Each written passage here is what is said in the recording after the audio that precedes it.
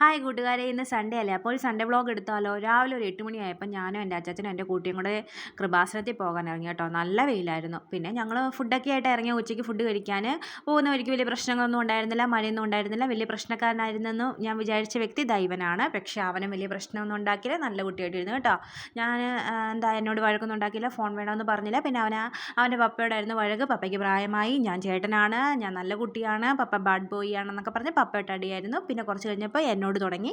പക്ഷേ ഞാൻ നൈസായിട്ട് ഡീൽ ചെയ്തു. എങ്ങനെയാണെന്നോ, എൻ്റെ ഷോൾ എടുത്ത് ഇതാ കണ്ടില്ലേ അവൻ്റെ ചിരി, അവൻ നല്ല കുട്ടിയാന്ന് പറഞ്ഞതിൻ്റെയാണ്.